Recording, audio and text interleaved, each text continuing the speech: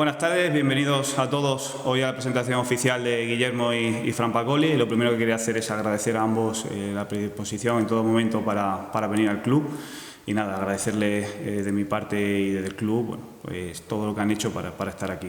Vamos a empezar con Guillermo. Guillermo procede del Unión Club Ceares, donde el año pasado jugó en segunda red, prácticamente jugó la mitad de los partidos titular. Anteriormente venía de jugar playoffs a segunda red con el Llanes y bueno, también tiene una experiencia muy larga aquí en los equipos de tercera en Asturias. Guillermo nos va a aportar pues esa fiabilidad y seguridad bajo palos. Es un jugador que, como contaba antes, tiene experiencia en la categoría, en tercera red jugando varios playoffs y después esa competitividad en el día a día de la portería que seguro que va a aportar bastante.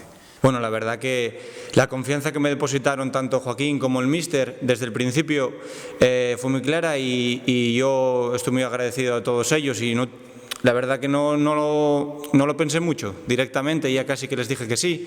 El venir aquí es un gran club, lleva muchísimos años en esta categoría y la verdad que es una gran oportunidad para mí el seguir en segunda red. Ya tengo algo de experiencia en la categoría y la verdad que quería seguir en ella. El año pasado fue un año complicado para nosotros en lo colectivo. Teníamos un equipo en el que intentamos luchar por la categoría, no se dio, pero bueno, yo creo que en lo personal yo estuve bastante bien, jugué más o menos la mitad de los partidos, estoy contento con la dinámica que llevé el año pasado y bueno, pues intentar seguir con esa misma dinámica ascendente y dar lo mejor que pueda al equipo. Bueno, pues la verdad que los objetivos yo creo que individuales más son colectivos, intentar eso, de primeras mantener la categoría y luego intentar conseguir de ahí hacia adelante pues los objetivos que nos planteemos.